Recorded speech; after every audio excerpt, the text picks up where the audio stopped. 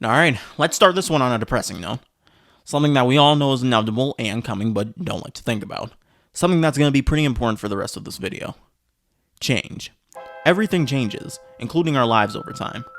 The life you've become accustomed to for one reason or another will disappear, or be replaced, or morph into something unrecognizable, and then it will happen again and again and again and again, and that's just the fun reality of our existence. Over time, things change. Whether that's a literal object like the device you're watching this on, or an abstract concept like ideas or trends of a time, they will all stop working eventually and undergo the same process. So you go on and back up your files in your storage. Like right now. I'm not even talking to you guys right now because I've been putting that off for so long. And one day, people change. Which, you know, this whole thing is kind of a little bit over dramatic for a segue into talking about a game company, but nevertheless, somewhere around 9 years ago, I'd say Rockstar Games changed. Now, this isn't a whiny rant where I go like, boo-hoo, I miss the old Rockstar. To be honest, I've already made a few videos like that a while ago, and I just want to add a little bit of context here. You know, that being said, I do be missing the old Rockstar. They're probably my favorite game studio, period. Their titles kind of developed a baseline for the things I value in gaming. Those guys were putting out back-to-back bangers back in my day. Gangbangers, specifically. Their headliners have always been their crime-simulating sandbox series, Grand Theft Auto. But besides those, they've developed and funded an impressive catalog of heavily film-inspired video games. Noir-inspired titles like, you know, LA Noire and the Max Payne games. Bully takes after rebellious and raunchy school comedies and dramas. Manhunt is an especially cool idea using grindhouse horror as its influence. And of course their classic Wild West series, Blue Alive. They were one of the most respected names in gaming, and still are. But things changed with the release of GTA 5 because that was something different. GTA 5 is not just one of the most popular games ever, it is a cultural phenomenon, paraded as one of the most profitable entertainment products ever produced. It's like that kind of difference, and well-deservedly. Every one of those names in that extremely long credit section put their whole heart and soul into a combined effort that's allowed millions of players to do shit like this. It is not just a stupid murder sex simulator, okay mom? Please. It's art. But just like with any art in our society that gets this big, for better or worse it stops being just ours. GTA and Rockstar as a whole don't belong to the geeky gamer gangs that supported them, or the developers that actually make up the studio. They belong to the masses, the money, and capitalism. It always has, but it's at this point in profitability that money really starts talking over everything. Bigger than the release of the game itself is its long-running, everlasting, refusing to hurry up and die already online mode. Since its release almost a decade ago, it has been continuously providing content for millions upon millions of players that hop on every day. I'm not gonna lie, a part of me does want to go on a tangent about how GT Online has ruined everything. The company doesn't make anything besides expansions for online and is being greedy. The game exploits dumb kids and adults, has a fucked up hypocritical in-game economy, blah blah blah. No disrespect to anyone that does complain about this stuff because a lot of it is right. But I think I've come to terms with it as just another change. A change that you might be able to tell I feel a little bit negatively about, but that's because of my own bias towards this stupid piece of shit. They aren't focused on making a lot of the content that I and many other super gamer geeks care about anymore, but because of that, those millions and millions of people have something they can keep coming back to and enjoy. Assuming it's not an addiction, that's a positive. An active means for millions to interact with each other and build a community around. I'm not gonna sit here and act like I don't constantly pop back in online with my friends, like I haven't spent over 1,000 hours of my life fueling this game. Plus, apparently the company's shift to more professional control has weeded out a lot of the toxic workspace habits that secretly festered there for years. On that note, we don't know the full extent of a lot of these behind the scenes changes, which at the end is what's more important than anything. So labeling all these changes as either good or bad is probably just based on bias. As for now, it's probably neither. Or both. They're just changes, and Rockstar has changed. Changed in a way that honestly made their following title existing all the weirder. The sequel to Rockstar's Cowboy GTA, Red Dead Redemption 2, released on October 26, 2018. It is the only new title they have released since GTA 5 and will probably remain their only new title until GTA 6. You know, unless, I don't know, they want to hit us with a surprise release before that. I wouldn't mind Bully 2, or maybe that Asian game they were supposed to be making. Come on. Red Dead Redemption 3? Speaking purely professionally, business sense-wise, as someone with no education in business, Red Dead 2 kind of feels like an accident. Like, I'm betting the big money people at the top were letting this game develop the way it was while sitting on the idea that they could recreate some of the success of GTA Online, except cowboy style now, which, let's just say for now that didn't work out. I mean, the game still sold tremendously well, it was not a failure in the slightest, but I don't think it was the kind of success they were really hoping for. I'm not sure it ever could have been with the type of game this is. It's a slow burn, despite all the millions and millions of dollars put into it and the talent that meticulously slaved over the smallest details and the awe-inspiring eye candy that those meticulous details combined create, and the heated moments of action and carnage you're allowed to stir. Even with all of that, it's an incredibly slow experience, and all the better for it. That eye candy and those firefights, under the surface, have so much more to show. Its story, characters, and overarching themes have so much they're trying to say. And this impossibly ambitious virtual world has so much it was built to change.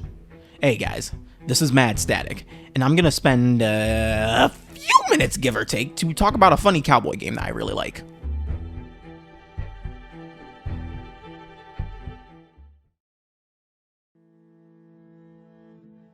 By 1899, the age of outlaws and gunslingers was at an end. America was becoming a land of laws. Even the West had mostly been tamed. A few gangs still roamed, but they were being hunted down and destroyed. Those are some fun opening passages, and where we start the game, following one of these few remaining crews. The Van der Linde gang is on the run in the blizzard-plagued mountains of West Amberino after a disastrous robbery attempt in the town of Blackwater. The gang is around 20-something strong, but growing weaker as 2 members have probably been captured, and by the time they find shelter, another 2 have died. They are barely hanging on to life, but they keep on living with loyalty as their loud, very proud, motivating leader, Dutch Van der Linde, proclaims. But as his more methodical and practical right-hand man, Hosea Matthews, says, they're gonna need to gather food and supplies if they actually want to keep surviving. So Dutch sets out to rendezvous with his scouters, followed by his cynical, grumpy left-hand man, our protagonist, Arthur Morgan. Further into the storm, they eventually meet up with one of the scouts, fuck Micah Bell. He's found a lively home that could have supplies in it. After investigating and trying the peaceful route, it turns out that the area has been taken over by O'Driscolls, a very big gang with some very bad blood with the Van der Lindes. So a fight breaks out, you guys kill him and ransack what's left. But it turns out that the previous owner of the house, a woman named Sadie Adler, is still alive and has been kept captive after the O'Driscolls killed her husband. A fight breaks out because fuck Micah, but by the time they manage to calm Sadie down, a fire is started and engulfed her home, and they're all forced to leave the wreckage behind in the snow. And that's the opening mission. Nothing super exciting or bombastic, but it sets the pretty desperate tone of this game appropriately. And from there, you spend these short chapters / long tutorial, keeping the gang alive until you can leave, getting introduced to some more of the key figures, and learning the basic mechanics of playing. Even before playing though, it's clear that this is the most heavily story-based experience Rockstar has made thus far, not just with how much talking and cutscenes there are, but from the gravitas of it all. The camera shots, the lighting, voice acting, motion capture, animation, and direction of the opening cutscenes alone are presented like an auteur's $100 million passion project, specifically a pretty desperate one like I mentioned. Very dire and depressing, just the way I like them. Even when compared to the best the team's done before, it's that drastic of a difference here. Back to the quantity though, yeah, the cutscenes are long and the time you spend walking and talking are even longer. This is pretty standard for games nowadays, and it is some pretty interesting conversation you're hearing. The only thing out of the ordinary really is just how much they don't let you do by yourself, and just how long it is before the reins are really taken off. The opening section runs around 2 to 3 hours and you are pretty confined for that time. Besides traversal and shooting, of course there's a lot of those too, there's also a big emphasis on scavenging, searching, tracking, and generally just exploring and getting to know this environment. Starting out secluded in the Grizzles West was a really smart decision for multiple reasons. First of those being like, yeah, a lot of snowy areas in games specifically really struggle to get that pizzazz that snow is capable of. The vibrantly glistening sparkles of blue sky and shining ice, the endlessly lonely white void. But here? Yeah, it looks pretty good. But the snow and the environment in general is more than just a showcase. It's a detriment to the player. It decreases Arthur's stats if he isn't prepared appropriately. It drags his and his horse's footsteps. The animals within these places are able to hunt or be hunted. The terrain is naturally rough and rugged, making it all too easy for fatal falls. It really feels like the world does not care about you, like it was not made for you, like it functions without you, and despite how impressive the game worlds have been beforehand, this is a first for Rockstar. What isn't a first for them though is how this game feels. You know, the dragging of the feet, the impact of the gunshots, the stiffness of the horse, it's all got a certain heft to it, you might say. A kind of grounded sensation. It feels sort of realistic. I'm pretty sure I said this in a previous video, but the game in Rockstar's library most similar to Red Dead 2 isn't Red Dead 1. It's GTA 4. Both games feel like their mission statement was to be as realistic as possible, almost dipping into simulation territory. But what sucks about GTA 4 is that, positives and negatives aside, people just don't want that kind of experience out of GTA. The majority of GTA fans at this point only play those games to run around and blow shit up, and a lot of the choices made for 4 kinda detracted from that dumb fun, or at least didn't serve it as well as it could've. So for the next entry in GTA, Rockstar gave fans exactly what they wanted. But when making the sequel to a game that was kinda already focused on story and immersion more than anything, they took the opportunity to double down on that realism idea they were going for in 4. And while that resulted in some of GTA 4's flaws being made even worse here, an abundance of effort put into tedious, unnecessary details that take away from the experience, and what at times feels like a confused gameplay vision, it also resulted in pinnacles of game design that damn near 5 years later haven't been topped, to a point where the previous title in the series isn't even comparable in some respects. Now that definitely came out harsher than I meant it to, because I still love Red Dead Redemption 1.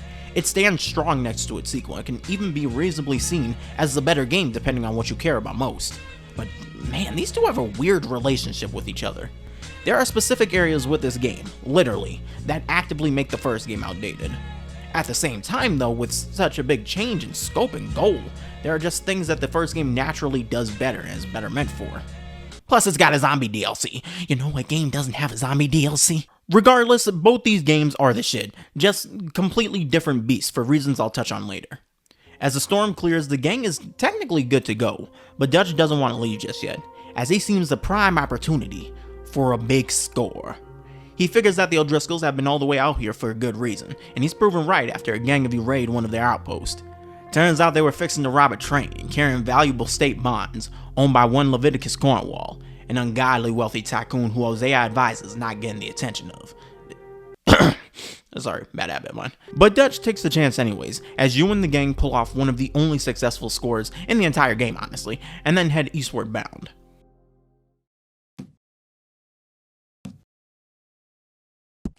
The Vanderlyn gang has come down east and camped out at Horseshoe Outlook, a clearing near the heartlands of New Hanover, using the small but suitable town of Valentine as a base for info gathering and other business.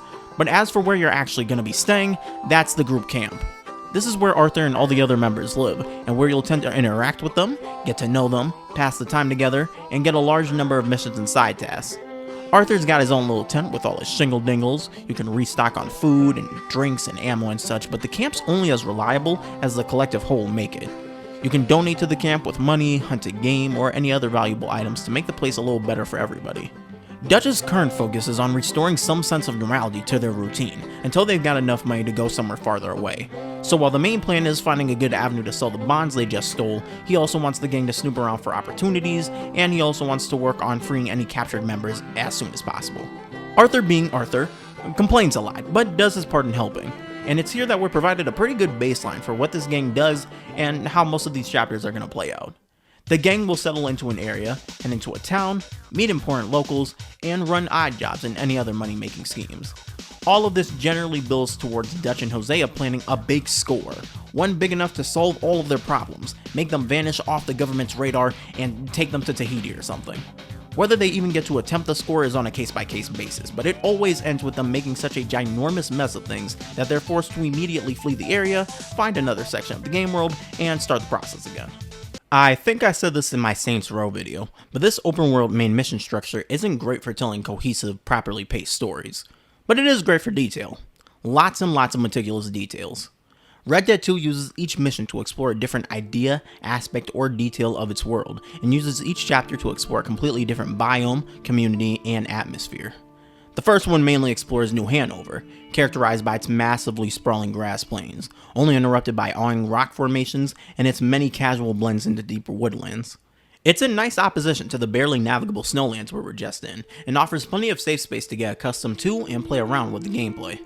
It really shows just how far and widespread this ridiculous attention to detail goes, and it's mesmerizing. That detail will go to actually affect your gameplay in cool and dangerous ways too. The naturally designed wilderness will make traversal more hazardous. Pitch black nights, thick walls of fog, and even scorching sunrises will look blindingly majestic. Literally, making actually seeing ahead of yourself a pain in the ass. Considering just how big this game is, I don't understand how the game constantly looking like this is possible. Of course, there are games that look better in shorter bursts, games of a smaller scale that match its graphical quality, but there aren't many games this big in general, let alone also looking like this. It doesn't even need a PS5 upgrade, or to run at 120 frames to stand out as this impossibly beautiful experience. Not saying I don't want that, by the way, this is like the one time I would really want that boosted version. But whatever, I guess that's only for PC players, good for them. This detail is in every area of presentation.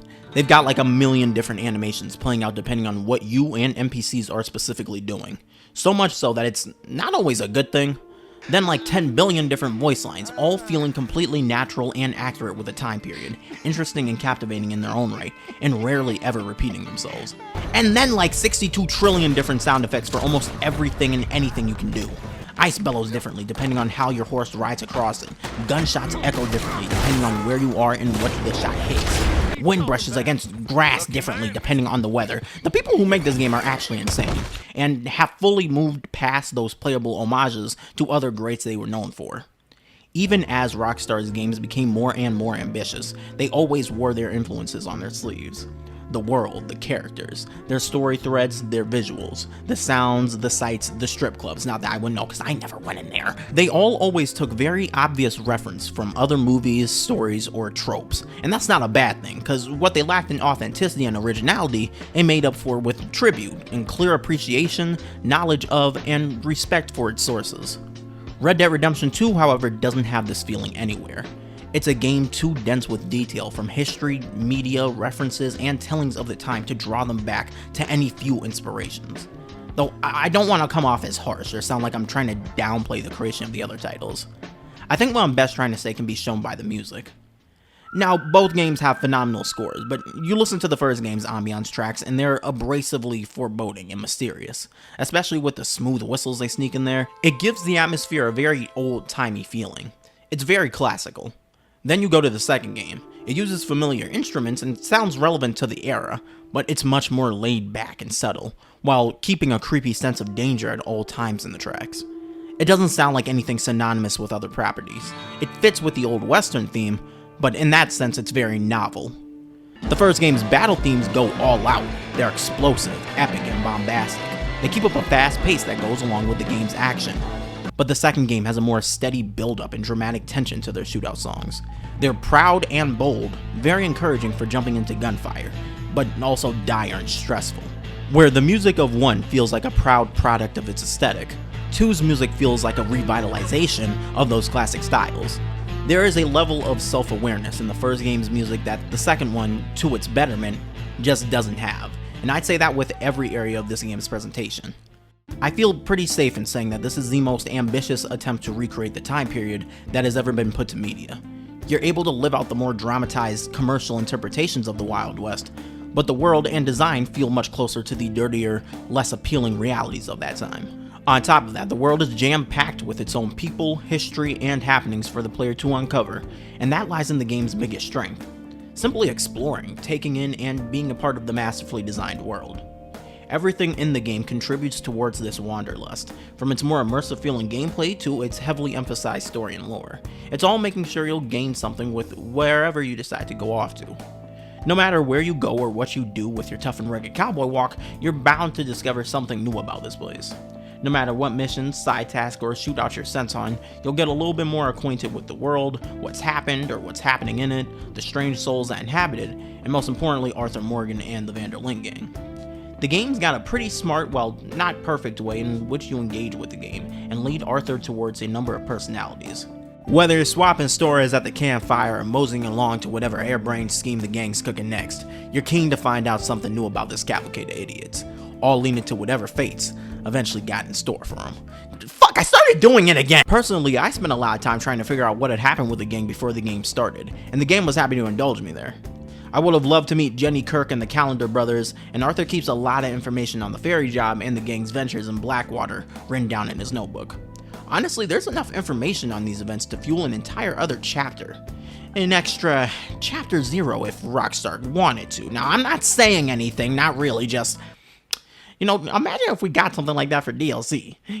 Just a cool thought. We do get to know Sean though, as we manage to free him and Micah, run some odd jobs, spend some quality time with the gang, run some other scams, we go drinking with Lenny this one time, we beat up this one sick guy in front of his family. From what we're told, this is generally how the gang's affairs used to go, and this section of the state is remote and unsecured enough to feel like home to a gang like theirs.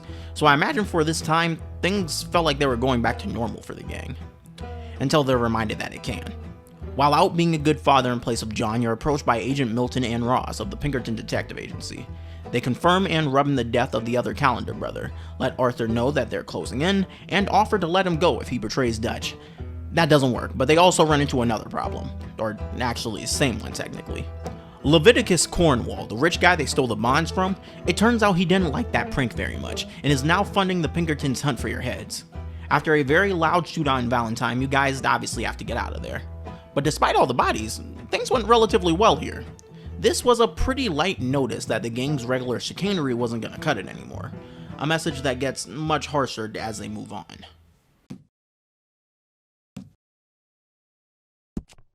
The Vanderling gang has now moved to Clemens Point, farther west but also down south, entering eastern Lemoyne country, near the small town of Rhodes and Scarlet Meadows. The surrounding geography is a little more varied than the previous, a redder color palette, lots more woodland, and large farmland scattered about. There are even ruined bits of land around here that served as battlegrounds for the Civil War. But in all honesty, I find the residents and background of this area much more interesting than the actual design. Weirdos and freaks are everywhere in this game world, it's inevitable, but here they seem to blend in and function better than they usually do. And it's resulted in a lot of accidents and tragedies that just get stuffed in a closet somewhere. The normal people that live here hate it and want to leave ASAP. You've got racists and other generally dumb people that manage to survive here. The Lemoyne Raiders are a group of ex-Confederates who are determined to keep up the fight, or at least bitterly keep up their loyalty to the cause. But all the power in this area really resides with the Gray and the Braithwaite houses, two rival families that control most of the business in this area and hate each other's guts. It's a feud that's been going on for so long that the reasoning of how and why it started has been lost to time, though it's rumored that the families are secretly fighting over stashes of gold hidden somewhere around the county. This little rumor serves as the gang's main goal throughout this chapter, gaining the trust of both the families by sabotaging the other and hopefully finding something out about the gold's whereabouts. It's with the missions and other activities in this chapter that the game really starts to take off the training wheels and trust you to know how to play the game. Now, believe it or not, but there's actually a lot of people who don't like Red Dead Redemption 2, and it's mostly because of problems with the gameplay. Whatever the team was aiming to do, whether that was the realistic cowboy immersion or the cinematic storytelling, players felt like it took priority over the game being fun to play. I see where they're coming from and agree with a lot of their problems, but I don't think it's as simple as the game being boring, because I had fun like 93% of the time. At the end of the day, stripped down to basics, this is still Cowboy GTA. The main gameplay is still this, and I find that gameplay itself still pretty good, all things considered. Like the horse riding is a big improvement from the last game in my eyes. There, horses are de-glorified cars with stamina bars and tapping acceleration. Traversal mainly comes down to finding a rhythm with your tapping on the run button to keep up high speeds while keeping your horse from getting tired of you. This is a really satisfying way to ride, especially for racing, which the first game does do better, but the second brings a lot more to the table. For one, your horse is your best friend here, not just a vehicle. They basically built in a mini pet simulator, requiring you to feed, clean, and spend time with your horse to bond with them and unlock their full potential. The horse I used for most of my playthrough was Perilla. He is a male. I did not know that when I named him. Never bothered to change it. Altogether, he's a good boy, responsive, quick, and smart, at least compared to my online horse, because I love Ami, I really do, but he is actually fucking stupid. Your horse can go on for much longer before they get tired, and also take longer to regain their energy. The game's horse riding places much more importance on control, maneuvering, and vision instead of speed and stamina balance. You can feel all the weight of your horse while playing, and admittedly, that does make racing with people less fun. But in turn, you've got a different, much more interesting form of constant engagement. Now your attention's on what kind of terrain you're currently riding over, what the weather's like, and how far ahead of yourself you can actually see. Like I said before, the game's presentation and nice graphics are actually affecting gameplay, and let me tell you, the collision detection in this game is no joke. More than any shootout, or explosion, or bear, or lumbago. The most dangerous thing in this game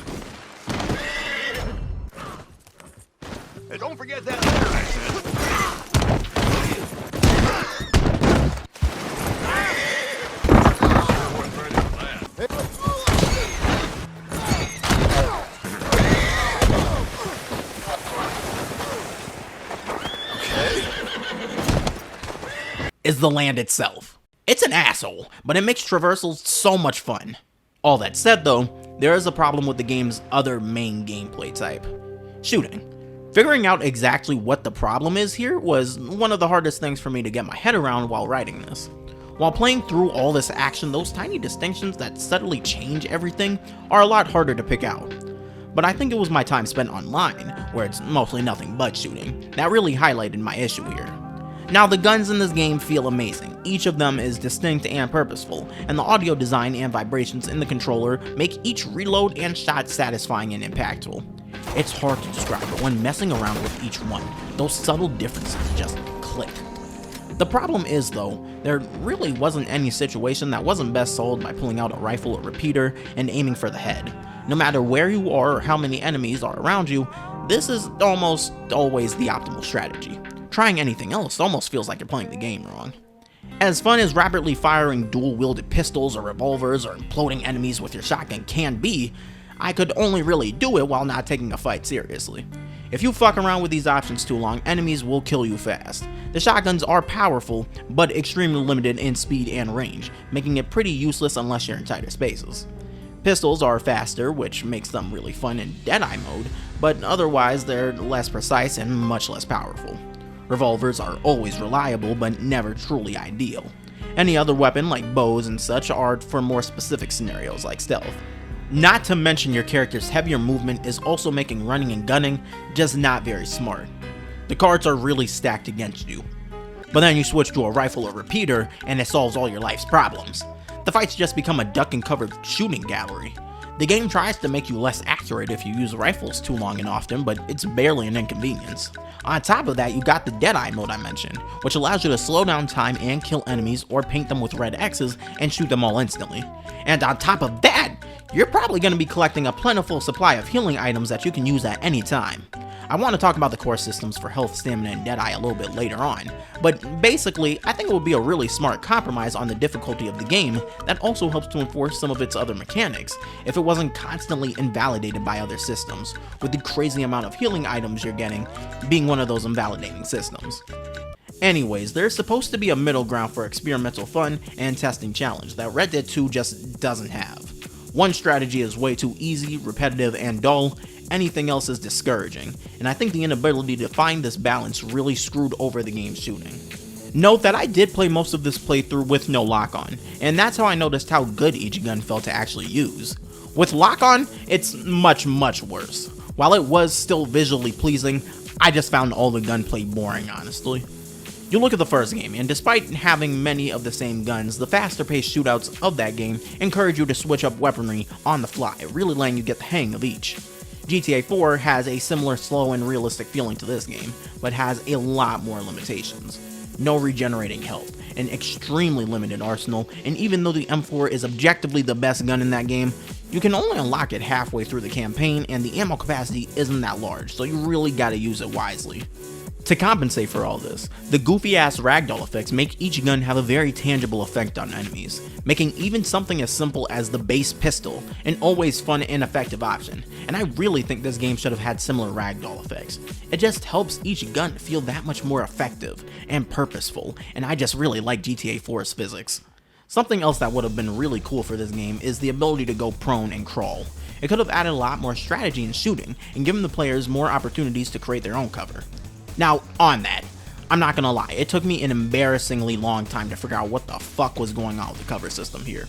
It constantly felt loose, insecure, and messy, but I see now what Rockstar was trying to do. The open worlds in their previous games were tailored to the player character and their human bodies, which works in 21st century metropolises, but did start to feel a little artificial in Red Dead. The world feels much more natural in this game, allowing for a variety of unique battlefields with different advantages and disadvantages.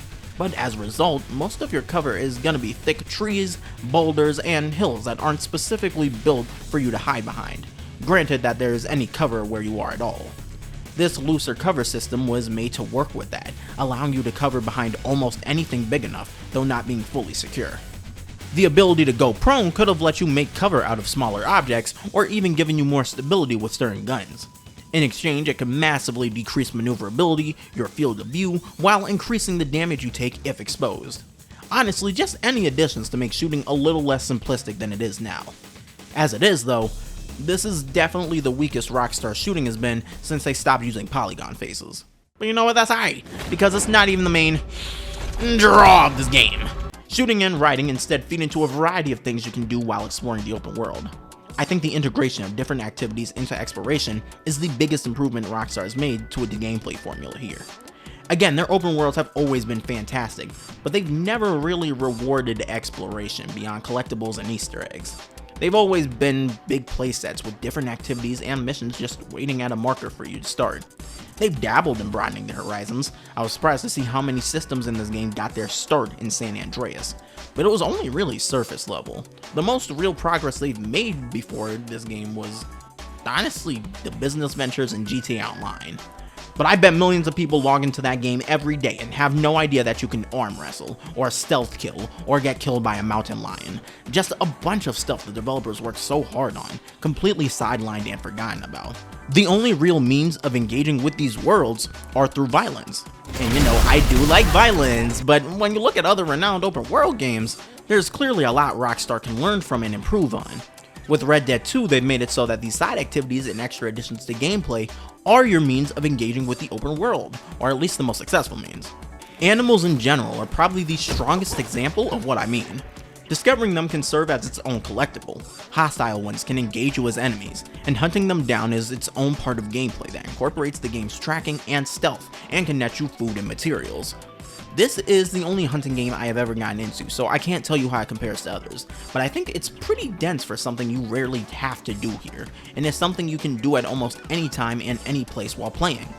All-around hunting games, I'm not too familiar with. Now, fishing mini games I know pretty well, because for some reason every goddamn game has one, and they're one of the only things you can do aquatically here, even over actually swimming, bless John's heart. Any big body of water you can find is also a fishing spot you can set up.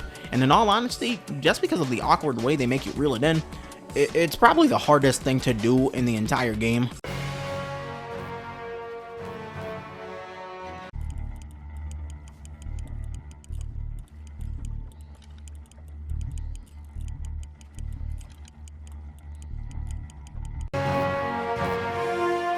They are also a separate collectible from the other animals. Scavenging plants is one of the most natural things you can do while exploring, as they're scattered everywhere in the world, and are pretty important for the crafting system, and survival system, and collectible system, because they're also their own collectible. Violence is of course always viable, as you can ransack and rob any house, horse coach, or any people you come across, and profit from your findings. Guess what you can also find from people? There are still side gigs like bounty hunting, gambling, and other minigames, but so much of that stuff has become things that are available to do wherever. Now, admittedly, engaging with the world like this isn't ideal because of how stringent this stuff you do actually is. For example, you can come across a number of random encounters and events with NPCs that aren't interesting or fun after your first time doing them, since you're limited to being nice, being a dick, being a psychopath, or not dealing with it at all. There's no room in how these events are made or what the player can do that allows for creative or unique outcomes. For now, the positive is that the game has taken what could have been unaffecting side content and an unaffected game world and basically expanded the two so that they merge together and support each other. But I do think the problems here are a part of an overarching conflict in the game's design, something I want to get into in the next part. Arthur spends most of this chapter running back and forth, helping and hurting both the Greys and the Braithwaites, being cautious, though not exactly careful about being recognized, fishing for any crumb of information on the gold, which no one seems to have, and becoming more and more bothered as this specific scheme reeks of shit! The entire thing plays out closer to a comedy skit than an actual plan. It's all based on a rumor with no official sources, and it's all relying on the two families being incredibly not smart. Dutch and Hosea really see these people as a bunch of backwater dumbasses, too caught up in their own interests and grievances to pay attention. And technically they're right. The town, these families, and this community in general are stuck in the past and determined to stay there to their detriment. The big old but is that they can literally afford to. In an ironic sense, the position that the Greys and Braithwaites are in is exactly what the Vanderling gang is so desperately craving. Enough money and seclusion to resist the changing world. It ain't perfect, they're over here fighting over nonsense nobody even remembers anymore, but flaws and all, justified or not, It's what they're used to. They're comfortable with it, and they know how it works. So when a bunch of random new people start popping up out of nowhere and their regular Warren routine is thrown for a loop, it doesn't take me as smart to put two and two together. It was only a matter of time until the families found out they were being played and flipped the tables on the gang. But this time our cast of lowlives don't get off as lightly. The consequences of what they done hit them, let's just say, head on. Guys, I'm getting scared. I can't control it anymore. I really liked Sean, but this dude was really built for the Wild West. I don't think he could have behaved himself in a more civil society. And I feel like his death was kind of a message from the universe to the gang. After all the trouble you went through in order to save him, to get a piece of the gang back to normal, for him to die first was like the world directly saying, no, you don't know. That's not how this works. You lose something in this way of life and it's gone. You either move on and find a better life or stick around and lose more. While the Greys set up the gang in Rhodes, the Braithwaites kidnapped baby Jack. So you and the gang march down to their manor in one of the most badass moments in the game, by the way, and shoot up the place until you make it to the head of the family, Catherine Braithwaite, who reveals that Jack's been handed off to a man named Angelo Bronte, an extremely wealthy businessman in the city of Saint Denis. Agent Milton and Ross peacefully stop by the camp to attempt one last negotiation. If Dutch turns himself in, everyone else will be spared and allowed to escape. It still doesn't work, and the gang heads off towards the very type of place they've been trying so hard to avoid.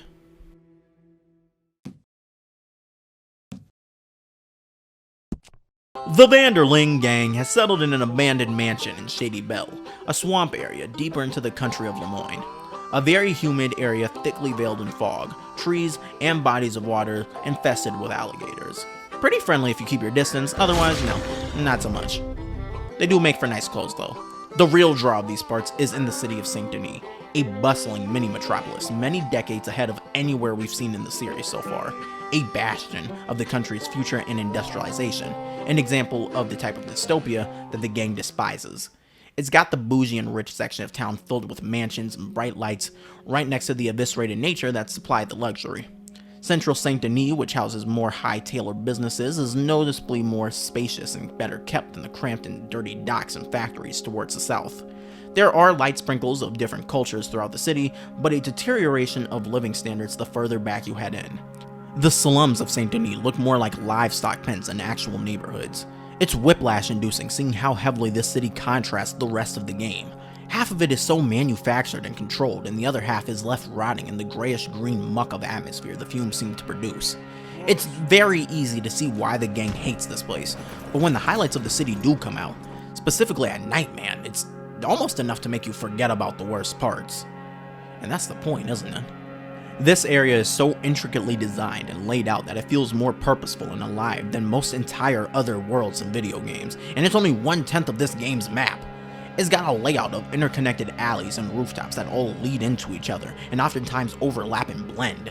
It's something I really grew to appreciate while being wanted, as almost every corner of the city had cops watching out for me. Well, except in the poor parts. Just as abundant though, there are a number of strange characters and side missions you can encounter here. Honestly, I think most of my time in this chapter was just popping around, back and forth, in and out of the city, engaging with these colorful personalities from every walk of life.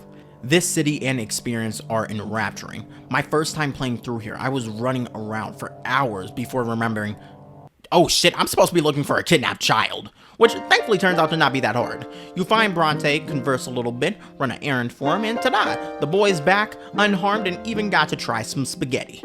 You get the boy back to his mom, Jans finally starts acting like an actual dad, and the whole gang throws a celebration party for the family. And what will be the last time the gang is ever truly collectively happy. In its efforts to expand the interactive nature of Rockstar's open worlds, Red Dead Redemption 2 stretches out to and experiments with a number of different gameplay systems from other sandbox titles. This results in the game having some systems that work well together, some systems that don't, but most systems outright contradicting themselves, resulting in a lot of the game's rules, mechanics, and design decisions feeling confused. At its core, it's still the degenerate crime lord power fantasy GTA set up all those years ago, but it's also put in a lot of effort to become a grounded, immersive cowboy simulator experience, so much so that many people consider it to be a light survival game. I hope you can see how, even in concept, that doesn't sound right, mixing the mechanics of a game where you are trying to survive the world with the mechanics of a game where the world is trying to survive you. A lot of the game is stuck in between these two ideas and doesn't end up fully satisfying either. Rockstar's insistence on keeping you in power and letting you be a maniac actually ends up downplaying a lot of those survival mechanics the game introduces. Crafting, maintenance, and self-preservation can feel useless since the game doesn't want to penalize you too heavily for not engaging with it, while also giving you what you need to survive and more anyways. In some cases, like with clothing, I think this is good.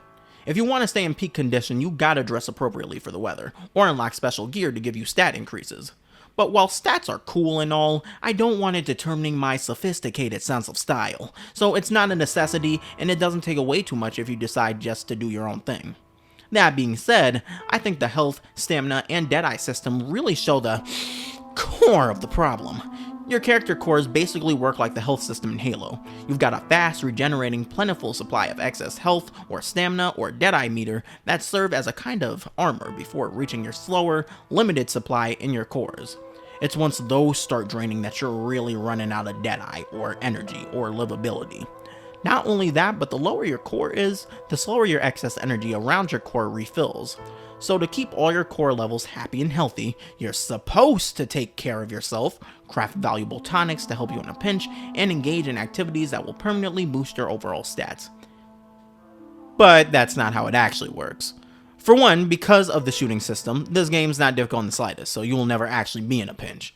Secondly, because you're given such a wealth of ready-to-use supplies throughout the game, you can just pop drugs and pills limitlessly instead of actually taking the time to take care of yourself or make supplies.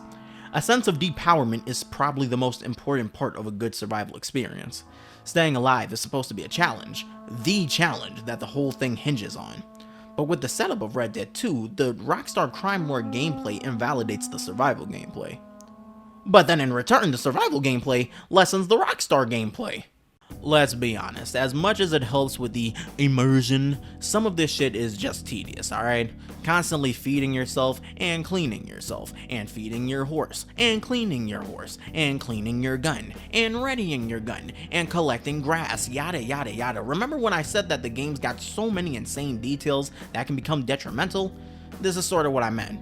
Now, I don't know shit about 3D animation, or coding player actions, or coding 3D animation 2-player actions, but I imagine it's all pretty hard and takes a lot of work, which is why I can't imagine some of this stuff being worth it. Like, I would have preferred a cutscene of Arthur showering, instead of being asked to scrub each part of him by tapping buttons for 40 seconds or so. And I know this was brought up as an example of the game's astounding attention to detail, but come on. Why do the horse balls react realistically to the weather? What does this actually do? Who was forced to put this in the game? Oh my god, who wasn't forced to? This hits worse with scavenging, which is just so much more hassling than it should be. As someone who has a lot of experience picking things up and putting them in my pocket, you can trust me when I say,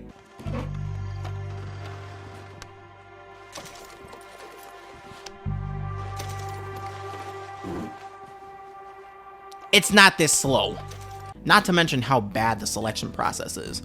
Most of the time you need to go into first person just to be able to pick up specific items in cabinets or on a desk, because you have a full stock on the closest item that's being registered for you to select, and it won't let you get anything else until you somehow get that out the way.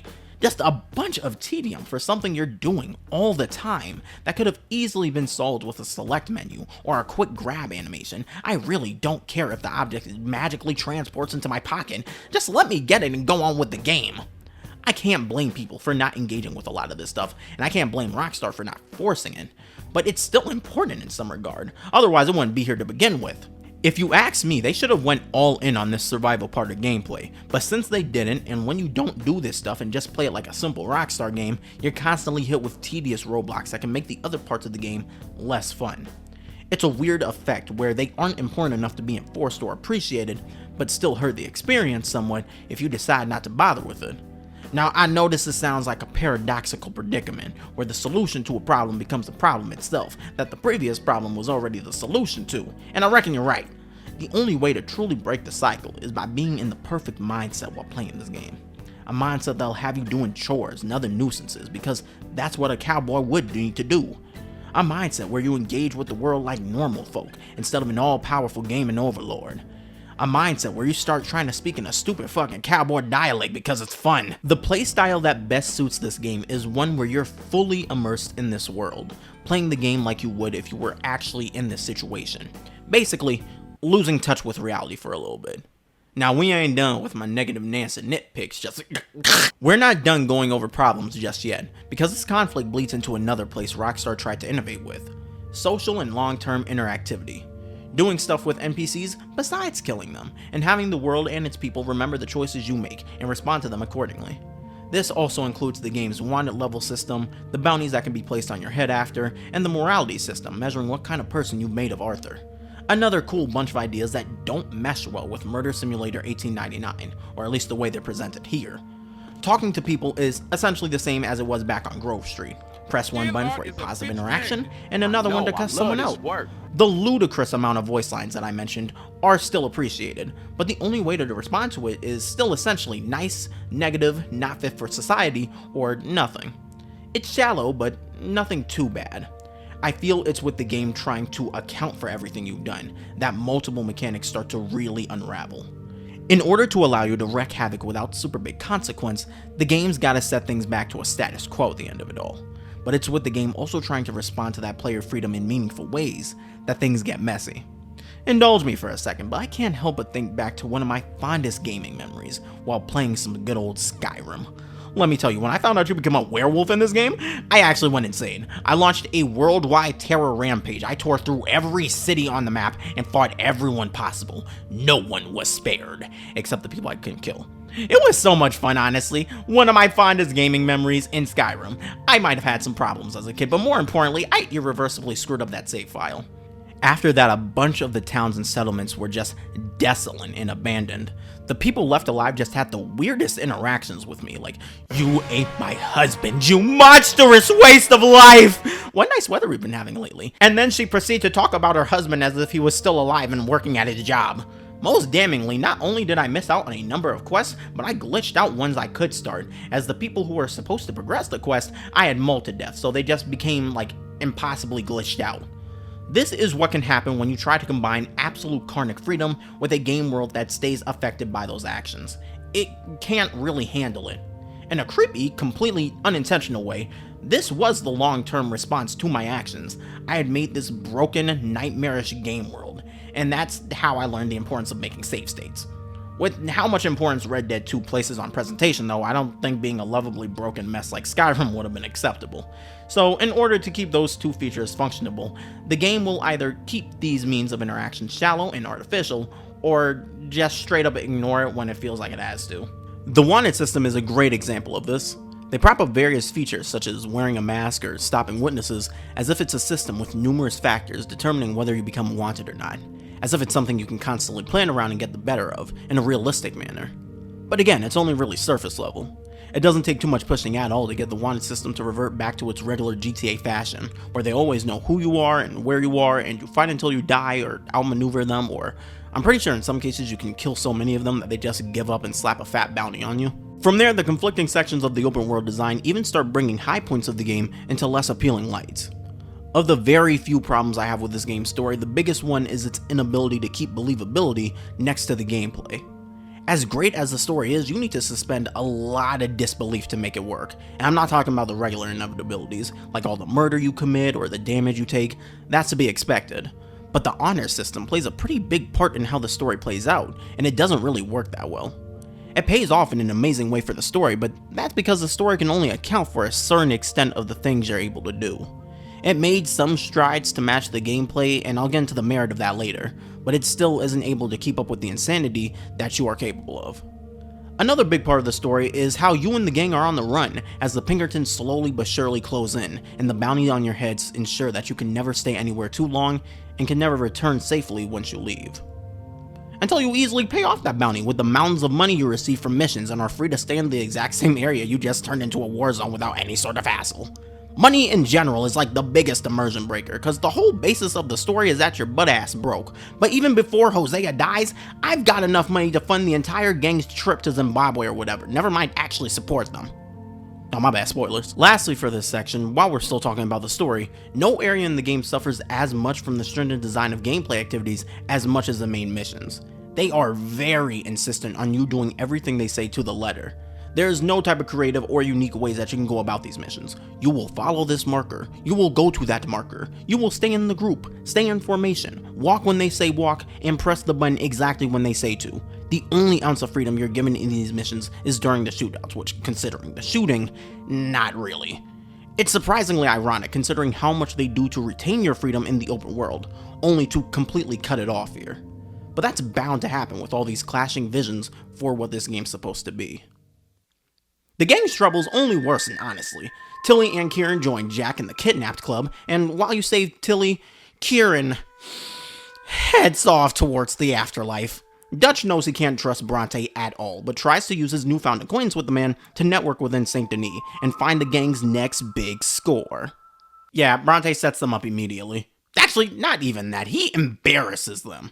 He casually went, "Oh yeah, this trolley station has lots of money. You can go rob it. I will tell the police not to come after you." But it turns out though, there was no money at the station, and he did send the police after them, and it almost worked! Arthur, Dutch, and Lenny barely got out of that situation alive, and this moment fucks with Dutch a lot. So much so that afterwards he seems convinced that in order to pull off anything in Saint Denis, they have to kill Angelo Bronte. This doesn't really make any sense, as Bronte isn't paying attention to them at all, which gets Arthur and Hosea worrying that Dutch might be distracted. You see, when Dutch's plans aren't working out well or he feels personally wronged, generally when things really aren't going his way, he can start going a little crazy, a little vengeful, a little bloodlustful. We're told about Dutch's out-of-character and unnecessary killing of a civilian during the Blackwater heist. We've gotten hints of this side of him through his feud with Como Driscoll, but this is the first time that we're really going to see his mask slip. After securing a passage around the back of his mansion, the gang storms Bronte's house, kidnaps him, and then Dutch drowns him in swamp water and feeds his corpse to alligators. Don't worry, it's all a very important part of his plan. It doesn't even matter, because things are finally about to turn around. There's a big bank in town with gold. Hosea has planned every step out. Him and Abigail are going to provide a distraction to thin out security, and then a bunch of the big guys are going to storm the bank, get the gold, and get out of there. A simple classic, but a secure one. Pretty idiot-proof. This is the final score. The distraction goes off. Arthur and the others hold up the bank. They blow the vaults. The gold is inside. They're good to go. The Pinkertons are outside. They knew what you were up to and captured Hosea. The plans failed. I've given you enough chances. No!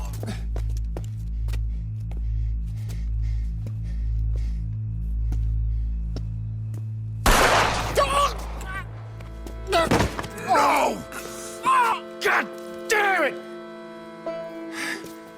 This, right here, this is the moment that Walter White becomes... I'm fucking with y'all. This is the moment that the gang dies. Where Dutch was the gang's head, Hosea was the gang's heart. Or, actually, no, it's more like the brain. But he was kind of the soul to something important, but now he's dead, and so is the gang, and it's only a matter of time before they all realize it. That's only metaphorical though, because right now they gotta make sure they don't literally die. So Arthur, Dutch, John, Charles, Javier, Bill, Lenny, and Micah make their escape. We lost John. Killed? Arrested. Okay, so Arthur, Dutch, Charles, Javier, Bill... I got it. A boat. The block is decently hot, as Pinkertons are posted around every inch of Saint Denis, leaving the group's only option being boarding a boat and circling back around in a couple of days when the heat dies down. Minus Charles, who served as a distraction for the group to board, you guys are able to escape and secure passage. But things just really don't feel like working out for you guys, as a really bad storm causes an accident on the ship you're on, it sets fire, everyone's forced overboard, and the gang all die horrible deaths. The end. JK, Arthur and the pals lose most of the gold they got from the robbery, but not their lives, washing ashore on Guarma, an island somewhere near Cuba, and thus begins one of, if not the weakest section of Red Dead 2.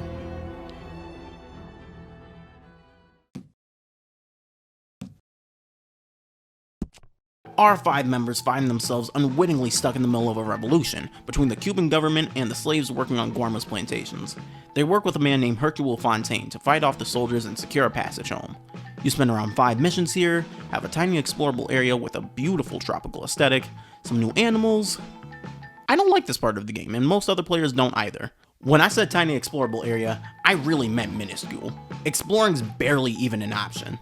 Guarma mostly serves as an hour or two linear slog of missions where your supplies and guns are limited, and that's about it.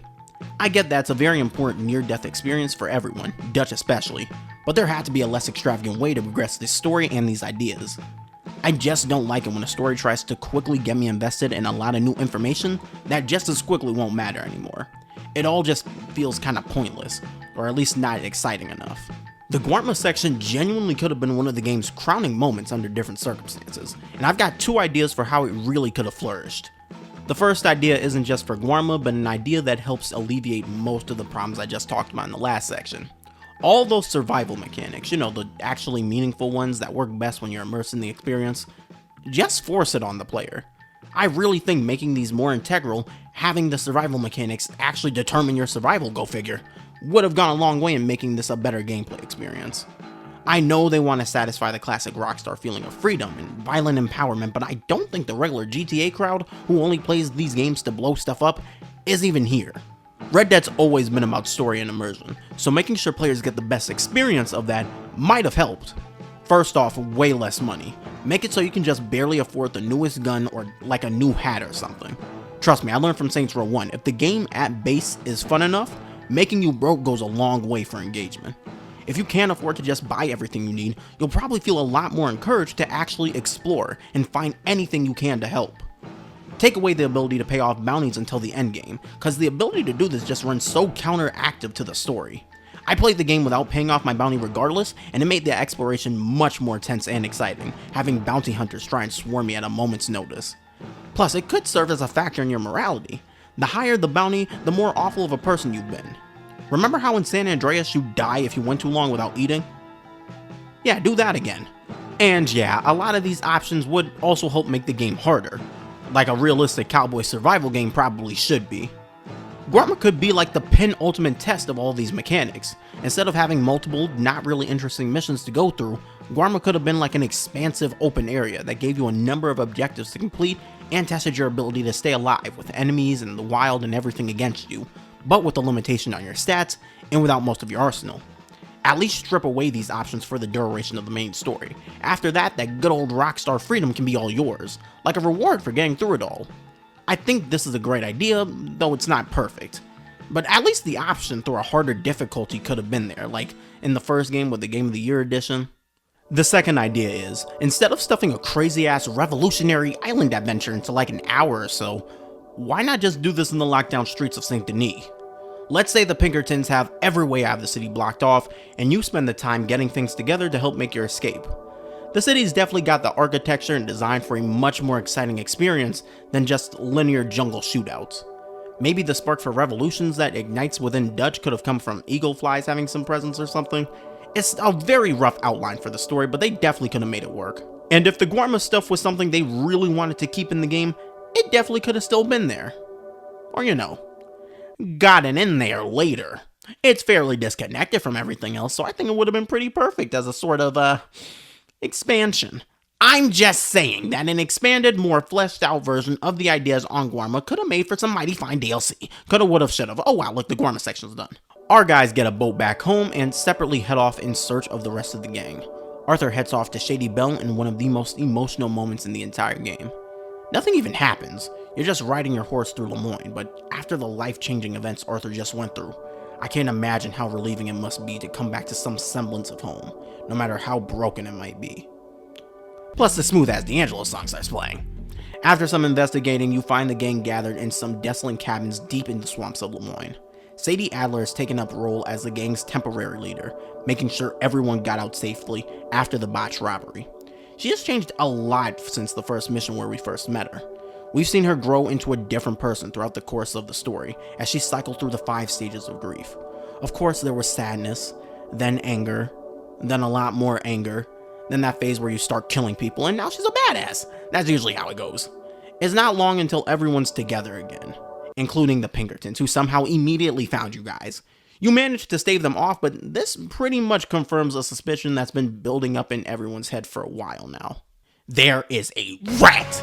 A mole who's been leaking information to the Pinkertons. A snake who's betrayed everyone and is responsible for the deaths of many at this point. As to who that could possibly be. You know, John's been acting a little sus lately. He's in jail now, and due to be hanged.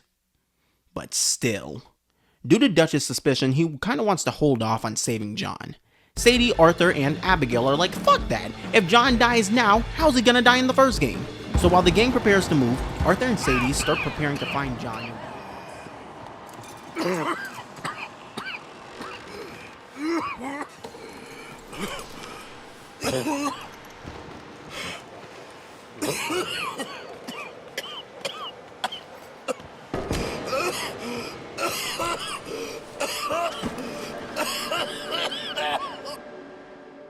After being escorted to a doctor, Arthur finds out he has tuberculosis, most likely caught from Thomas Downs, the sick man Arthur basically killed and whose family's life he ruined.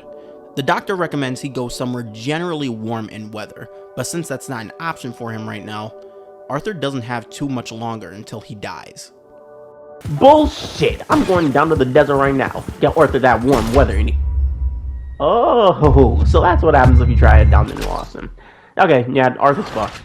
Just as the gang moves locations, Molly comes back, which, I'm gonna be honest, I didn't even notice she was gone at first, and I think that might have been by design. Molly doesn't really do anything throughout the game. Her only real job is being Dutch's woman, a woman he tends to neglect and obviously doesn't care about more than superficially. So in a drunk and emotional outburst, she proclaims that she was the one snitching to the Pinkertons. Now, she obviously isn't in the best state of mind, so the legitimacy of the claim can be... Never mind then, she's dead. What a fun way to start chapter 6. Woo! The Vanderling gang is now depressed. Back in the state of New Hanover, but held up at Beaver Hollow, deep east in the forested hills of Roanoke Ridge. Yeah, our lovable gangsters are fucked. Morality is at an all-time low, people are starting to leave or take sides and hate each other. Someone broke the donation box, Karen's drinking herself to death, Reverend Swanson actually stopped drinking and got himself together, so that's nice, but then Micah definitely probably killed the camp dog. For no reason. He just felt like being a dickhead. It's painful to watch, honestly. You spend all this time surrounded by this found family, only to watch it all slowly wither away. And with the death slowly creeping up on him, Arthur is trying his best to come to terms with the reality of the situation and decide what he wants to do with the time he's got left. Something else this game shares with San Andreas and GTA 4 is the sync between the events of the story and the area it's taken place in. Low points for our characters take place in secluded, cut-off areas like Blaine County, Bohan, or Grizzlies West. When the characters are getting into the big leagues, living out the glamorized criminal high life, the game has you in fancy, fun, super commercialized places surrounded by bright lights and action, via Los Venturas, Algonquin, or Saint Denis. But the more depraved and uglier crimes start getting, as things in the story generally get worse, so do the areas you venture to. The atmosphere is heavier, everything looks run down, and the people seem miserable. Downtown Los Santos, Alderney, Roanoke Ridge, and the areas surrounding it. This world is already beyond cruel, but these areas seem specifically for the Forsaken, those who can't even try to have a better life, and those who don't belong in any version of this society.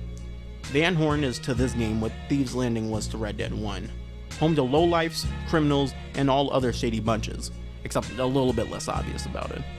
Constantly stalking this part of the map are the Murphy Brood, one of the two truly revolting groups of this game known for committing every violation humanly possible. They're closer to sadistic animals than people. But most people around these parts aren't horrible like that, just horribly screwed over. Annesburg is a mining town where all of the residents are glorified slaves in all but name. These barely standing shacks called homes come with the job, so the moment they can't work their lives away in the mines anymore is the moment they lose everything. The residents of Butcher Creek aren't bad people, I don't think, but they're poor, uneducated, unhealthy, and a number of them are definitely suffering from mental illness. They're just not doing well in any regard, and barely anyone acknowledges they exist. In the mountains to the east is an Indian reservation, holding the remnants of the Wapiti Indians. Earlier in Chapter 4, Arthur was introduced to their chief, a wise but exhausted man named Rainsfall, and his son Eagleflies. They've been in a constant struggle to try and stop any more of their people from being killed, broker and keep some kind of semblance of peace. But Colonel Favors and his sect of the US Army isn't interested in that. They've instead made a deal with Leviticus Cornwall, remember the big money man after the gang, that guy, to remove the tribe from New Hanover indefinitely for the land's oil. Combined with the culture of hate brewing within the army's ranks, more and more of the Wapiti people are being kidnapped, tortured, and killed, and Eagle Flies is reasonably losing any interest in peace as well. It's a fight they could never hope to win, but he and many others in the tribe are ready to die fighting, and this all becomes a very big part in Dutch's next scheme. While calling it a scheme is a little bit generous, it's more like an anarchic excuse. Essentially, the plan is to make such a big mess of things that everyone after them is too busy cleaning up the disasters to even notice them robbing somewhere and then escaping. This mess involves things like killing Leviticus Cornwall in broad daylight, making sure Como Driscoll gets hanged and then shooting up the town afterwards, blowing up a bridge, fucking with the army, and helping Eagle Flies to incite a war that will most probably lead to all of his people being massacred. Now, I don't know if you noticed, but that plan involves a lot of dead people, something the gang was known for trying to avoid if possible. That was one of the things that supposedly made them different and worth a damn. They weren't just a barrage of angry, nasty degenerates, they had morals and standards. That's also what made all these characters you hung around so likable and relatable. They came from different walks of life that left them for dead, but still tried doing good and right and friendly when possible. The way they saw it, this gang was a bunch of down-on-luck outcasts that wanted to find a place to be free, away from the clutches of overbearing government, insatiable capitalists, and nonsense like accountability, can you even imagine? Until then, they sought to survive by taking from people who had more than enough to share, with very few light, accidental casualties along the way. Whether they were right or wrong in what they were doing doesn't ultimately change the outcome. America was changing, and this lifestyle of free-roaming gunslingers wasn't practical anymore. The gang may have fully died with Hosea, but they were already in limbo by the time you started the game. Honestly, probably some time even before that. Each chapter shows how this world is changing and how the gang struggles to find refuge anywhere within it. Their time in Valentine is the gang at their happiest and most successful, surrounded by the open spaces they crave, with the smaller towns full of people who aren't too stupid, but aren't too smart either. A picturesque version of the past type of society they prospered in. But you see down in roads that eventually those idealized old-timey towns succumb to gross imbalances in power, and a cavalcade of underlying issues that never get addressed because the people there are so selfishly stuck in their ways. Saint Denis is the industrial future of America, much more controlled and advanced, but that imbalance between rich and poor is persistent, and if you don't fit properly within the skewered framework, then you end up in places like Roanoke Ridge. The past wasn't specifically good, but it is the past. The future isn't specifically better, but it is the future. There is no going back to the past. There is only the future that you've made from it. If you keep resisting progress, you'll lose a lot of the merits from yesterday, and give up on a lot of the good within tomorrow, losing more and more of what you once called yourself. God damn, that was a nice line actually, y'all can call me on that one. As the gang takes loss after loss, all the characters left slowly but surely show what they're truly made of. And a good majority of them are just normal, humble people who were lost and scared in the world, inspired by Dutch's openness, profound confidence, and speeches. That's what bred such strong loyalty in a family-like environment. Dutch himself is a perfect embodiment of the gang and its downfall. His larger-than-life mannerisms, dialect, and overall friendly demeanor. Like, he's full of shit, but it's not in like the Maleficent sense. He is likable, and you don't want to see him become the villain he is in the first game. But as shit hits the fan, Dutch becomes sloppier, makes decisions that don't account for everyone's safety, makes more mistakes and bad calls during those decisive moments, which leads to more violent rebounds, a lot of which are completely for his own interest. So much of his plan is just him taking out his anger on people and satisfying his own want for revenge. Worst of all, I legitimately don't think he recognizes it within the moment. The conflict between doing what's best and doing what he wants is mentally breaking him down. Helping Dutch with that was one of Hosea's specialties, but he's gone now. While Arthur tries to pull him into reason like Hosea had, the constant doubting of Dutch's plan, and especially with Arthur and Sadie going behind his back to free John, it's made things tense between them. Plus, with all the pressure on him at the moment, he finds the unquestioning dick riding of Micah much more comforting than anything Arthur has to say. Even though this is a prequel, the betrayal hits like a fresh surprise, cause you want there to be some way to save him. But just like change, it's inevitable. Bill and Javier are the same way. They were brothers in arms with Arthur and John before Beaver Hollow. Bill had anger issues and drinking issues and intelligence issues, but he meant well at heart, and Javier's got some mean-ass musical talent. Even when things are getting tense, they want to negotiate and talk things out, convince you to believe in Dutch again. But that steadfast loyalty to him would force their hand, and while they're wrong by staying with him, it's understandable. A dishonored veteran and an exiled rebel found a reason to live because of the man. Through thick and thin, they'd keep their faith. But that loyalty to a broken man and his lost cause would drag them down into becoming the husk of themselves we find in the first game. Now, Sadie Adler is a weird case because she shares the same self-destructive, homicidal tendency that Dutch has. Unlike Dutch though, her loyalty is a lot more sensible and in everyone's best interest. Charles isn't the most unique personality, and at this point that's all the better. He is an honorable, reliable friend who, considering he's half native, obviously has a little problem with Dutch's plan to low-key get the Wapitis killed. The gang really did care about people at one point and tried to be better, but at the end of the day, they're a gang. Innocent people are hurt and killed because of the actions of the Van der Linde gang, and their retribution is at hand. So with things being such a muddled mess, no way to truly escape, death knocking on everyone's door, and already being inseparable from a life of crime, what's even the point in pretending to be above it all? Like you have a sense of honor, like anything you do to help people will last in your life or theirs. When you're so close to the end, why even try and be better? Arthur Morgan is not just an incredibly written character, but one of the strongest marriages between predetermined and interactive character writing we've seen in gaming so far. He's not perfect, like morally or on the interactive front. Writing-wise, hell yeah he is. From the get-go till the get-off, he is a cynical, sarcastic, strong guy. The type of friend who will always do a lot for you but talk shit every minute he's doing it. He thinks everything and everyone is stupid, including himself, and it makes him a jackass, but an endlessly entertaining one. Beyond that, I see three core truths to Arthur's character that never change. Obviously, a steadfast loyalty to the Van der Linde gang. It doesn't have to be a generous loyalty. You can make him be an asshole who stalks and insults them and never donates, but he'll always work in their best interest and keep them from being killed. No matter how much he likes to think or say otherwise, he was always going to save Sean. No matter how much you, me, and the town of Strawberry wishes he didn't, he was always going to save Micah. Which leads to the second truth. In undying loyalty to the gang, Arthur has hurt, ruined, and taken the lives of many good people, or at least people who didn't deserve it. The game goes out of its way to show us how he screws over the Downs family, but what really sucks is that the Downs are probably just one example of what must be many others affected by the gang's actions. Every scam, every robbery, every killing, and every shootout probably led to dozens if not hundreds of situations like the Downs family, all because of the Van der Linde gang, the gang that Arthur holds so much loyalty and usefulness for. But that's just the way these things go, right? Which leads to the third truth, and the one that sort of fuels whatever character arc you take Arthur down. The sense of things changing. Arthur starts the game wary of how long the game's regular routine is going to hold up, but with each failed scheme and dead friend, he becomes more and more convinced that their time of riding around freely in the Wild West won't last much longer. Oh yeah, last thing actually, Arthur isn't racist. I know a lot of you try, but no, you can't make him cool with the fucking Klan. With that loss in faith comes a shift in his other values, his temperament, his personality, and his actions. All attributes that you as a player get to determine for him. Usually, when games let you choose how the player character acts, there's some type of limitation or caveat to it. Either the actions or the type of person you can be are limited, or the character is completely your own custom person. Neither way has the most coherent or consistent writing to it.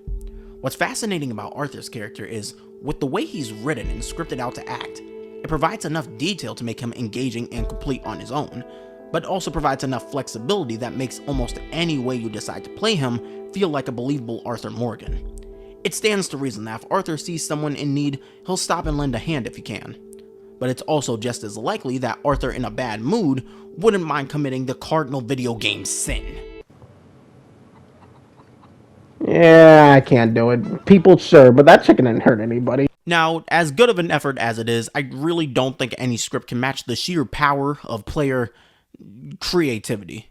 They put a lot of work into try and make everything you can do feel possible for Arthur's character.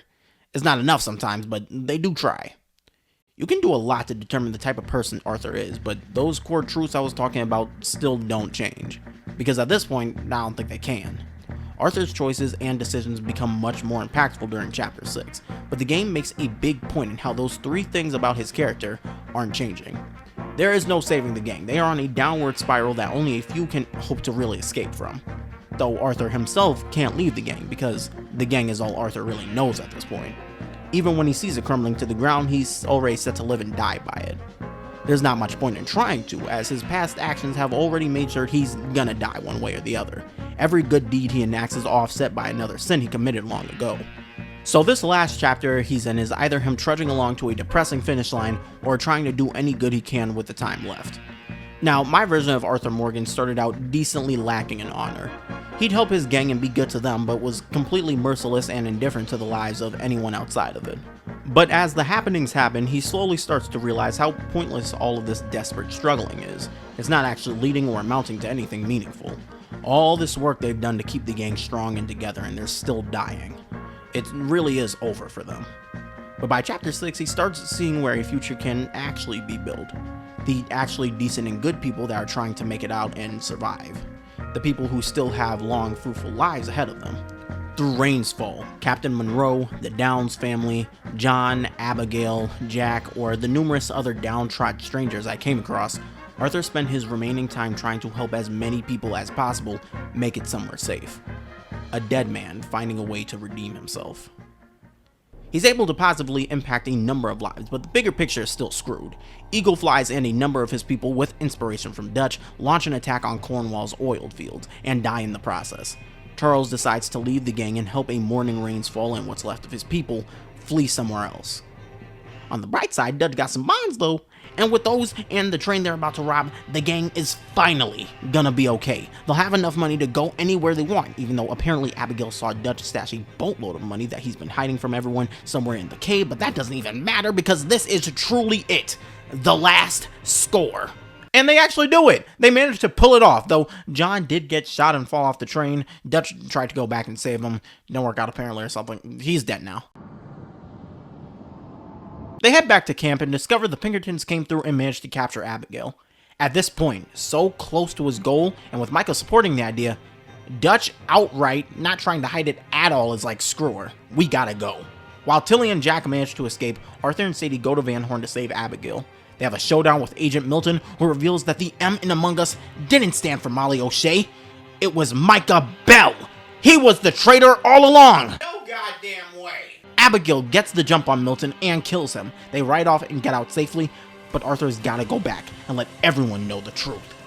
He gets there and is like, aw, Micah, you tattled. But Micah's like, nuh-uh, you're lying. And then Dutch goes, I'm confused. And then John comes out of nowhere like, I'm alive. Turns out that moment on the train was exactly the moment John keeps talking about from Red Dead 1, where he's like, I left the gang after the gang left me, and they left me for the... So Miss Grimshaw and John go on Arthur's side, but then Javier's like, the Pinkertons are coming, and then Micah shoots Miss Grimshaw when she gets distracted, and no one even pretends to care. That's so fucked up. So Javier and Bill go on Dutch's side, which is more specifically against John's side, but is also on Micah's side, with his two friends that I didn't even mention, Clete and Joe, say hi. They're more specifically against Arthur's side, which is also the side that John is on. So anyways, the Pinkertons start shooting everyone. Arthur and John escape into and out the cave and try to get away, but their horses are shot. And if you've bonded with your horse enough, you get this short but gut-wrenching goodbye, and then you gotta make Arthur's final decision. Will he go up the mountain and cover John while he escapes to his family, or will he go back to camp and try to find the money? Which doesn't really make any sort of sense, but whatever, just work with it. Whichever path you choose, the end result is mostly the same. Micah jumps him, an epic gamer brawl ensues, Arthur starts dying, him and Dutch have one more conversation before Dutch just kind of runs away from everyone, and Arthur dies. Though the last decision and your overall honor affect how that death plays out. Does he die high above the world, resting over it all at a mountain cliff, or low beneath the forest in the ruins of the gang's camp? Does he slowly pass from his injuries and sickness, staring into the sunset, or does he get killed by fucking Mike? Shame on you if that happens. Regardless, this is the end of Arthur Morgan's story. He was a man who spilt a lot of red. He's a man that's now a lot of dead. But goddamn, he's a man who got himself redemption. 2. After Chapter 6, time skips forward about 7 years, as we slip back into the boots of the first game's protagonist, John Marston. John was already a pretty complete character with the first game, but that's another one of the impressive things about this story. Prequels are a tricky bunch. A lot of the ones I see either succeed spectacularly, are completely unnecessary, or mess up continuity. Sometimes all three, I don't know. What I love about this one is how it manages to take that prior story, already considered great on its own right, and expanded it in ways that you didn't even know it needed to be, and then having the themes of the first story loop back around to it. John at the beginning of this story is kind of bratty, or at least irresponsible. He's not the best at planning, or doing jobs, or anything really, but he's not the worst either. His real problem is his commitment issues. It's crazy thinking that the guy who eventually goes on a country-crossing odyssey to keep his family safe is not only over here trying his best to not acknowledge it exists, but abandon the entire gang for a year just to avoid that responsibility. But with the downfall of the gang and Arthur's parting help, John came to realize at the end of everything, he did love his family, and learns to prioritize that over everything else. So here he is, being a loving husband and father, looking for decent work in the thick woodlands of West Elizabeth, and eventually landing a job as a helping farmhand at Pronghorn Ranch. This honorable stride towards a proper life results in the other worst section of the game, Epilogue Part 1. Now let's hear it. Who's ready for some farm work? What, you thought Rockstar realized that no matter how much farm labor added to the immersion, forcing players to do it during the main story just kinda sucked and was not fun at all? Nope! They were just saving it for the end game. Cause like, realistically, what are you gonna do about it now? Quit the game? You're like 90% done. You're gonna go on and let Micah live? Yeah, I didn't think so. Now you go milk that cow. John does try his best to lead a good life, but he seems to have this reoccurring bad habit of ending up in situations where he may or may not just end up killing people. Family matters, am I right? Abigail and Jack eventually end up leaving, as they just don't feel safe with how much John seems prone to violence. The hell is she talking about? What violence? It's with this that John realizes that he doesn't just want to manage to get by. He wants to actually build a secure life for him and his family. With this, part 2 of the epilogue starts, and it's also slow, but much more interesting and satisfying to watch play out. John acquires a piece of land at Beecher's Hope and starts towards building a house. Along the way, he runs into some of the old gang. He recruits Charles to help build and live in the house. He runs into Uncle, who provides irreplaceable moral support while they actually build the house. And Sadie is now a bounty hunter who lets John help with her targets and pay off his housing debts. It's not all decent labor though. There are some road bumps along the way because this is still a dangerous world, tall trees especially. Like that time John and Sadie almost got eaten by a bear, or that time Uncle almost got cooked alive by the Skinner brothers, the other sadistic weirdo gang. But they manage. Through it all, they actually manage. The house and the farm are built, Abigail and Jack come back, John and Abigail officially get married, they're all able to settle down. And that's the end of the game. Everything is neatly tied up. They become valued members of the city of Blackwater, but remain mostly self-sufficient. Jack studies hard and becomes a lawyer. Uncle cures his lumbago. They even get members of the old gang they're cool with for holiday celebrations to come over. And they all live happily ever after. Alright, now extra stuff! My first time around, seeing Blackwater definitely got my hopes up, but I wasn't completely sure about anything. So it was a very satisfying surprise, finally being allowed to roam across the left side of the map and finding the entirety of New Austin, half of the first game's map, completely remade and explorable for players. It was not necessary, there's not even a lot happening down here, but that was just such a kind and awesome addition. I still think I sound a little bit too harsh when talking about the first game here, and this honestly might be why. The first game still has an incredibly beautiful and scenic open world, but if you're comparing the exact same places in both games, side to side, it's just a world of difference here. When going back to the first game, the biggest improvement I find myself yearning for is the wild in the Wild West. I love the refreshingly calm journeys through the deserts of that game, but the same land in the second game is so much more versatile, natural, and engaging. But again, it's not really fair to be comparing them like that. It's just great to be in such an amazingly revamped version of this area. That's why everyone was so giddy at the thought of a remake for the first game, even though we're drowning in a sea of remade games right now, and even though Red Dead Redemption holds up insanely well. I don't want to seem ungrateful, but man, imagine if the second half of the map got remade in the same way too. I would have loved to see Mexico with Red Dead 2's graphics, or hell, maybe in Red Dead 2 itself somehow. Now I'm not saying, I'm just saying! Rockstar!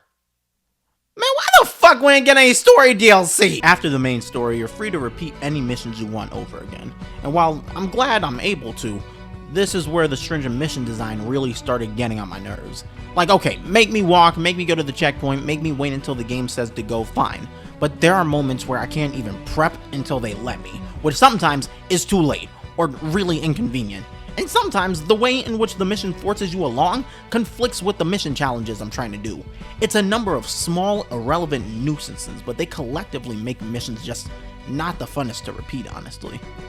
Once the main missions are all over, the world is yours to run around in, wreak havoc, do side missions and activities, or explore and discover new adventures.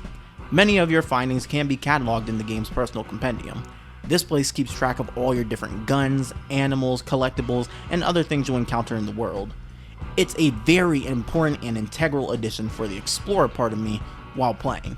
It's very detrimental to any other part of me that wants to 100% or platinum this shit. Like, Jesus Christ, I have to study like 200 animals, there are collectible strands within collectible strands, and I have to learn how to play all these goddamn gambling games. But Don't I look stupid? Look at that. I'm gonna be honest, I don't know what I just did. Speaking of which, there are also player challenges that can net you useful equipment, legendary animals that can get you looking pretty fancy, and just a number of other activities and rewards around this world. Now, I've been dodging around talking about it for the entirety of the video, but yes, of course, there's the online mode. Now, Red Dead Online is an entirely different beast, and I'm going to try going in depth and talking about it in a kind of companion piece to this video. It should be soon out after I post this. Not as long probably, but still a separate thing. I'll say for now, it's not as bad as you've heard, or as bad as I've said previously in the past. It's not good, but it's alright. Alright. Red Dead Redemption 2 is a game about change. Set in the late 19th century American West, it hosts one of the most richly detailed, expansively exotic, and impossibly gorgeous worlds that video games have to offer. It is a world so enrapturing, majestic, and lifelike that it is begging for more intricate means of engagement. And with that, the game takes the biggest step forward in evolving Rockstar's open-world game design that any game in their legendary catalog has so far. It hoped to combine and retain the wild, anarchic freedom and carnage of previous Rockstar titles, with a grounded sensation of realism and survival that would be expected with the era of the game, along with an interactive and dynamic world system that free roam contemporaries continue to strive for. Sadly though, in its attempt to satisfy all these different focuses, they start counteracting each other. In addition, with the lack of refinement to shooting, a lack of necessity in its new mechanics, the main mission's suffocating handholding, a collage of unnecessary details, and a few other small oversights, it makes it so none of these combining gameplay styles are executed phenomenally. What it does do, however, is manage to integrate its numerous side activities and pastimes in a way that encourages and rewards exploration of its world, leading to a game I can aimlessly but contently wander in limitlessly. And then there's the main story. It introduces us to a cast of misfortunate, flawed, guilty, but heartfelt outcasts destined for death as they undergo a long, emotional, fruitless struggle to survive in a cruel, terrible world that doesn't suit them anymore. At the end of the road, we witness what makes and breaks these different characters, and in the middle of it all is our protagonist Arthur Morgan, a narrow-minded cynic whose stubborn and cruel indifference, or open-hearted change of mind, is ultimately decided by the players themselves. Regardless, his journey, bonds, and sacrifices lead to a chance at a better future for many, and this ending leaves an overall hopeful thematic message about the nature of change. It's inevitable, it's rarely a net positive, and the actions you took before decide how you're affected. But if you know what truly matters to you, and you're willing to adapt with those things intact, you'll be able to find that happiness again. You'll see those things that truly matter through, and you'll find some sort of redemption. But that's not how this game ends. Sadie comes back around and announces that she's found a direct trail straight back to him. Micah. Charles is ready to ride out, but Abigail begs John not to do it. There's too much at risk for retribution. She makes a compelling argument, but counterpoint, it's fucking Micah. So you head out to Strawberry and find Cleet, that one pal of Micah's. Now the reason he left Micah, Thank you. doesn't matter, he was a dick, but he did give up Micah's location. A mountain in Grizzle's West, similar to where this all started. John and company fight their way through Micah's gang, though Charles and Sadie are wounded because they're not the main character. You kill Joe, Micah's other pal, shoot through some more, and finally make it. It's been 7 years. but Micah is still kicking. And of course he's using hacks like a little bitch. Pop out! Yeah, I dare you, you little rat. What the fuck? How come I can't dual wield like that? Thankfully, Sadie somehow got up here and holds Micah at gunpoint, but then Dutch reveals that he's here, busts out the cabin, and turns the guns on both of you. This gives Micah the chance to overpower Sadie, and suddenly John's looking really dead for a second. With things as bad as they are, John tries one last time to make Dutch see reason, trying to reach any semblance of the man that used to lead them. Dutch. Dutch. We all did our best for you. Ain't our fault. Things turned out the way they did. Dutch, killing me won't solve nothing. Put down your gun, Marston! Say something, Dutch. Say something. I ain't got too much to say no more.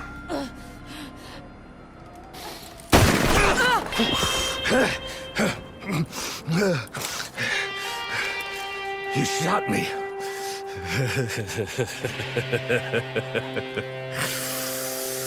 You shot me pretty good.